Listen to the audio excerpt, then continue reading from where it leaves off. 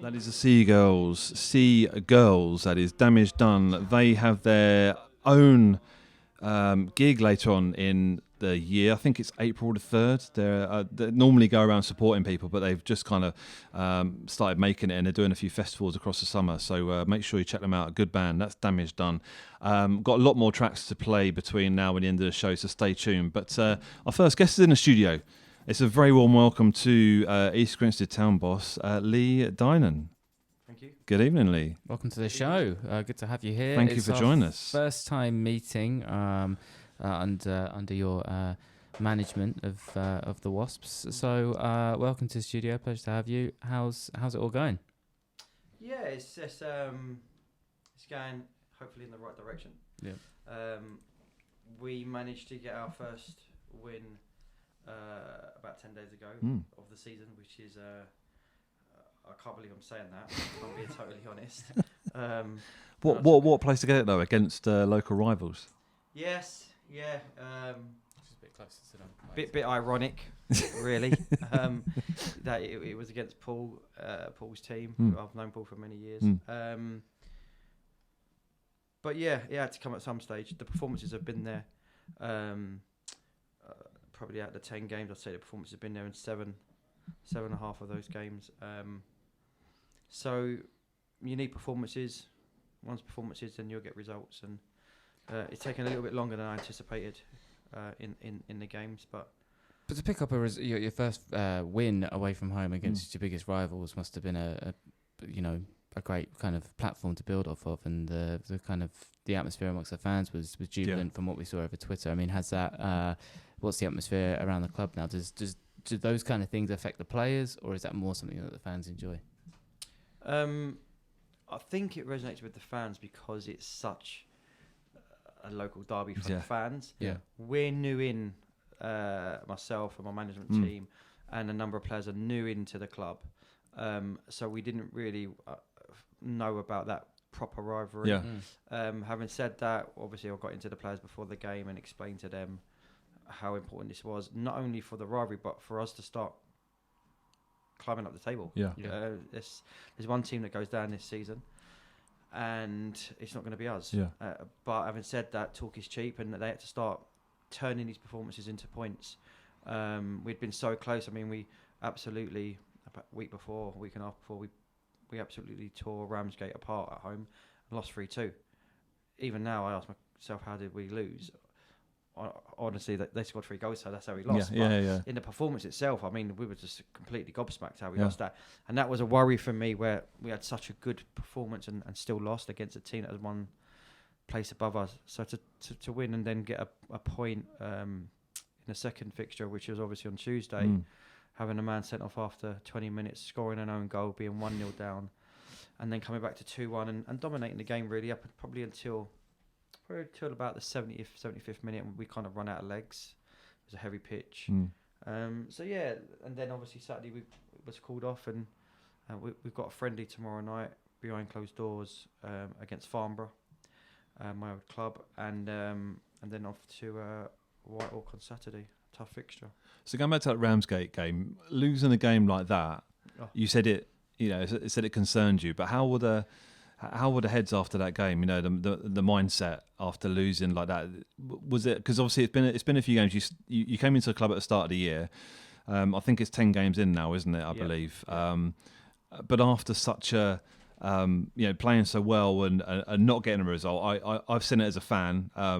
You kind of think, where's it going to kind of come from? But how did that affect the players, and did you have to do much to build them up to the Three Bridges game? It was the way we lost it. We lost it literally in the dying seconds of injury time. I mean, like in the last minute of injury time, and we still, after we've gone 3-2 down, we've then had a chance, maybe 10 seconds from the end of time, to put it 1-on-1, to put it to 3-3. So it was tough in the manner that we lost it. And to build them up, you just have to be positive. The players that I've brought in have worked with me before at a higher level, majority of them, and they know our work and they know we'll get results. We work hard, we be positive, and it's all about putting the work in a game, really. We can't carry anyone. We need 10 outfield players to be working harder than the opposition, especially this time of year on these pitches.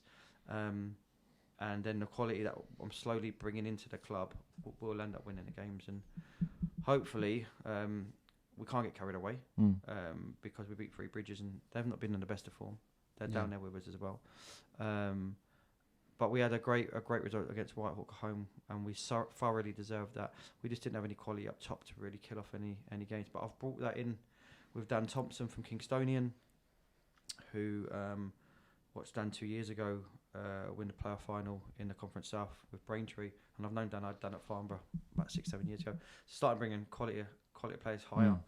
Just to see off games and get the goals that we need, really. So I know you didn't want to talk about the weather on the show, but we've been hit by two major storms over the last 3 weeks, and that's obviously impacted your kind of momentum, I guess. And then you have the wonderful result, the back-to-back results against Three Bridges, and then more games are postponed. But what that does in a way is. I mean, you've got a couple of games in hand over the teams above you, and so perhaps psychologically that might give you a bit of an edge, or I don't think so, because points on the board are points on the board. We was at one stage, I think we were 4 or 5 games in hand of Ramsgate. Ramsgate. I don't know. Let's say we were 9 points, so we had plenty of points there, and we lost those games. Right. And then obviously we lose to Ramsgate, which was a massive blow. It was a 6-pointer. So the weather, it depends. Like you could have like some niggles or somebody injured and they need that extra week out, and the end of the game gets cancelled, and you think, great, he's back. And then other things, you might be on we've drawn 1-1 against Three Bridges, but we would have played Cray on Saturday. It was flying, and that 2 mini game run could have come to an abrupt end. We've got Whitehawk this weekend, who again are fighting for playoffs. Again, could easily come to an end. But even if you lose those games, you just got to dust yourself off and go again for the next game. And that's all we're doing, just trying to get the performances out of the team in each game, and pick up as many points as we can. So let's kind of talk about how this all started, really. I mean, obviously you came in at the beginning of the year, but managerial change, quite a popular manager before, and so and obviously you've now come in. And what attracted you to the job? I mean, are you familiar with this level? But you've worked out higher up in the leagues. Like, what was it about this particular job? I mean, looking at it on paper, it took a brave man to take that job. So what kind of appealed to you about it? I like a challenge. I mean, I came down and met Richard, the chairman, and the board. Yeah. We sat and had a meeting for about 2.5 hours. Right. And they explained to me where they was as a club. Obviously, I could see where they was as a team. Yeah. And I like the facilities. They've got great facilities. What really was impressive for me was the training facilities, East Grinstead training, where the hockey train, which I thought were brilliant compared to even the clubs that I've managed at higher. I haven't got those facilities. So you could work with a group, and it was just about taking the club to the next stage, really, the next level. Job in hand is to keep them in this league, which I'm confident we will do. And then next season, if anyone that knows me in football will know, I won't be sitting around it. It'll be to try and get this club into the playoffs, and then have a go at it next season, season after. Why did I take it as well? On top of that, I just wanted to enjoy my football again. I was at Farnborough. First of all, I was at Cobham about 10 years ago, first team manager. Then I got brought into Farnborough in a conference as assistant manager to Spencer Day. I was there for about 6 years. Then I got approached by 2 clubs, Godalming and Whiteleaf, for the jobs, and I ended up going to Whiteleaf for a year, and then Kay's come in for me at the end after the year, and I signed an 18-month deal with Kay's, which was up and down. It was a tough gig, great club, very passionate supporters. And that was tough. It was tough at the beginning because we were ground sharing. It was the first year they'd come out of Kings Meadow. And we was at Leatherhead, and the pitch was horrendous. I mean, I played with a 4-4-2, and I liked to use the wings, and we couldn't use the wings. It was literally, it was just a quad line. It was just out wide. It was just gone. I think it's underwater today, isn't it? Is it? Yeah. There you go. So I had to change my system, and ironically, at the end of that season, I think we finished 13th, which was higher than Ed finished the year before at Kings Meadow. My away form was third best in the league.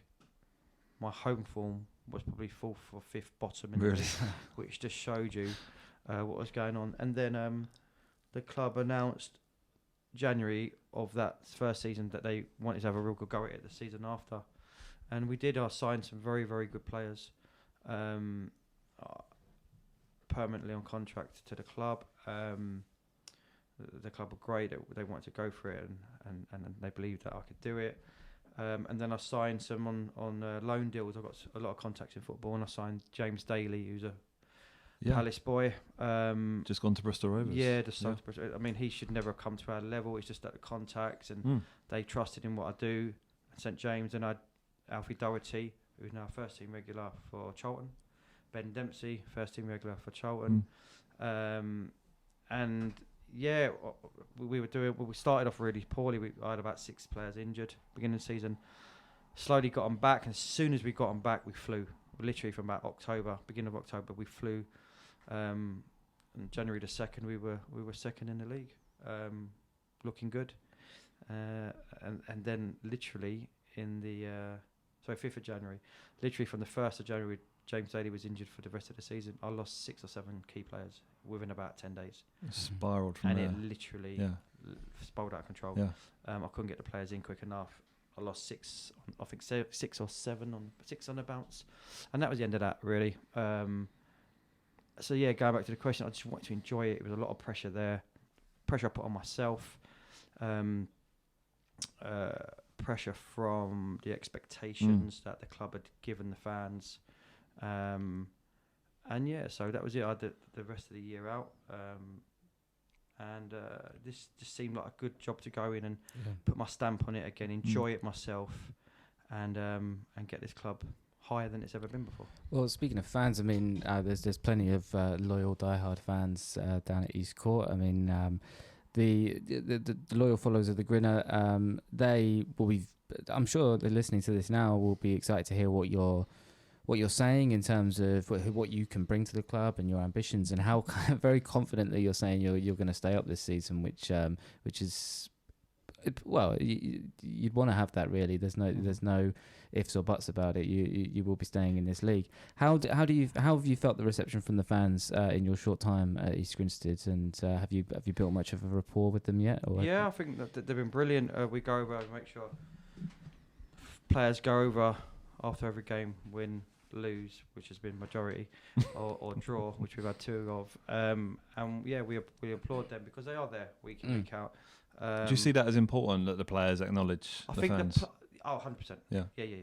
Whether they're home or away, they've travelled 5 miles or 55 miles. You need to have them, and you're doing it for the club, and you're doing it for those as much as you're doing it for yourself. Yeah, agree. Especially at non-league, you got to have that interaction with fans, because it's so connected, isn't it? Yeah. I mean, if you're in a stadium of 40,000 people, you're not. You might have the noise, but well, for a lot of it, it's community based, isn't it? So course. It's bump into people in East Grinstead and that kind of thing. Players and fans and that. So you kind of go about your daily business during the week, and you kind of all together in a way. So and we like them to feel part of it. I mean, we've brought a kit man in who's a supporter. Brilliant. So he's close to it as well. That's really good. I like that. Yeah.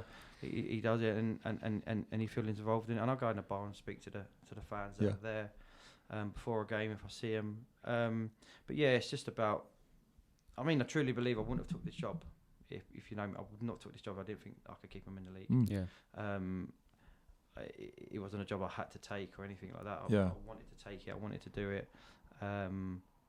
And great board, great people at the club. Yeah, no, Richard and the team there, they're doing an amazing job. And Jay and I have been watching from afar this season, and really been surprised at kind of just the state of the league position, really, knowing the kind of potential of the club and the infrastructure that's there already. So it's good to know that it's from what our short chat. It seems like the Grinner are in safe hands for now at least. Well, hopefully. I mean, like I say to my players, talk is cheap. You have to deliver.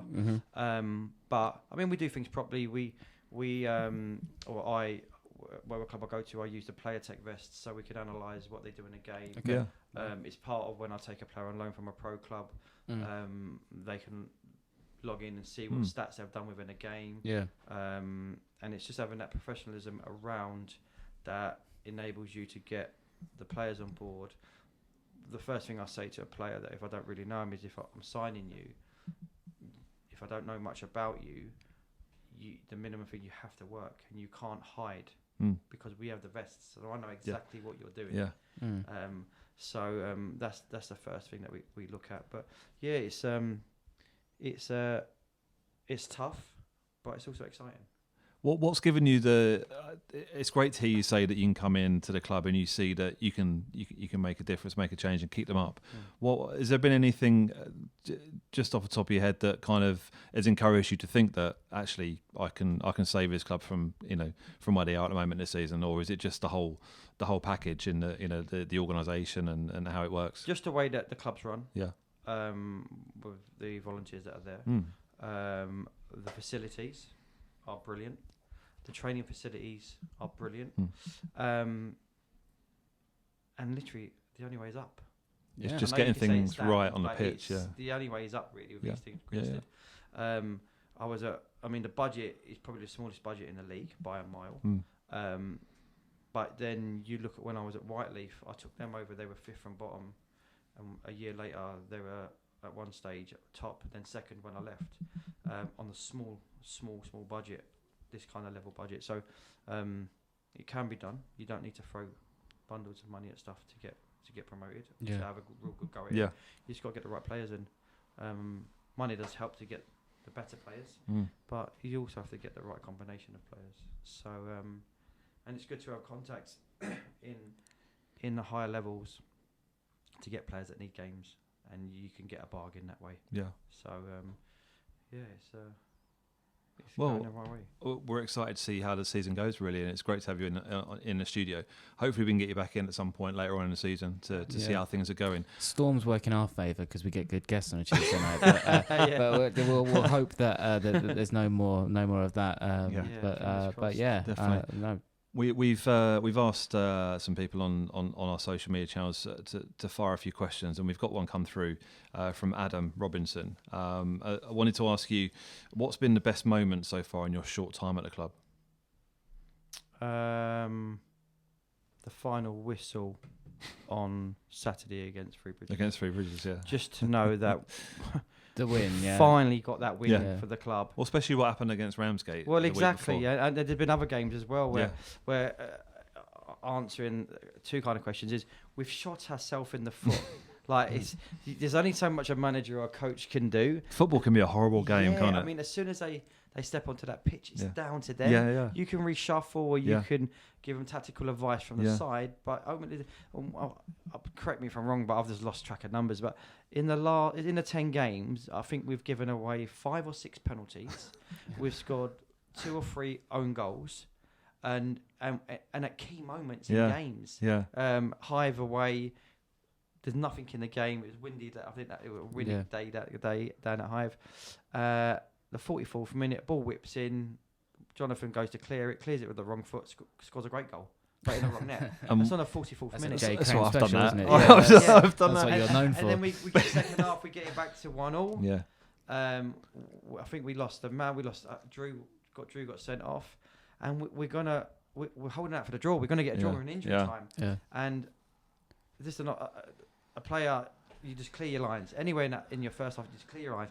And he takes a touch, mistouches it, guy latches on, scores. And you're like, I can't account for things like that. It's just, we would have had a point there. And You mentioned the 44th minute. That's a killer of a time to concede a goal, isn't it? Right before the break. Because that changes your comments that you're going into the changing room with anyway, isn't it? You have to rejig it. But you could also, if in a game, in a half, if you're competitive or even more than competitive in the half, and you go 1-0 down in 44 minutes, you go in with the same. Let's say what you're saying. It doesn't really change. Yeah. But against Chichester away, 2 own goals, 2-0 down. It's but the boys are learning. Those mistakes, those own goals, those penalties that have happened to you, happened to East Grinstead. Have you been able to put that down to anything in particular? I mean, how do you as a manager kind of cut those things out of the game? Is it just, lack of concentration, or... The penalties are naivety. Naivety, yeah. Where they're, not every single time, but majority of the times, they're trying to win balls that they can't win. Yeah. And you don't need to win every ball. Yeah. Even if it's in your... So kind of a bit of enthusiasm as well, trying to... I just think it's naivety. Yeah. Yeah, it's I wouldn't say it's enthusiasm. It's just... if you're a clever striker, then you can get a penalty. If you've got a defender that's can draw the fat, just draw it in and it's easy. But I'm not saying we're at that level where forwards are that intelligent to do that. But it has to be a naivety where we sometimes try and win stuff that we just literally don't need to win. Yeah. And it handicaps us, but we're trying to get over that. We didn't. We did. We scored an own goal in the last one against Three Bridges when it was 2-2. We've gone 1-0 down, and then down to 10 men. Yeah, that's right. And then got it back to 2-1 with. Because that was last Tuesday. We were in the studio. We were keeping the score updates going, and we just ran out of steam. We had 10 men for 70 minutes. Yeah, that's tough. But we didn't play that well. If I'm being totally honest, we just battled and could have gone. What I've said to the boys is, I really want to see this team and these players when we've got a 2-goal advantage. Yeah, because we haven't had that yet. Yeah, we've always come from behind or given a goal away, like I say. But I want to see us with a 2-goal advantage because we will settle and we'll relax a lot more and we'll be more calmer on the ball. Yeah, and make better decisions. Great. Well, Leigh, thank you for coming in and really appreciate your honesty as well. Yeah, definitely. And we're really looking forward to seeing how the rest of the season goes, and we wish you all the best, and we're sure you'll get off that bottom spot, and that'd be nice. Yeah, get some momentum going. But no, we'll stay in touch over the season, and Thank you for having me. no, you're welcome anytime.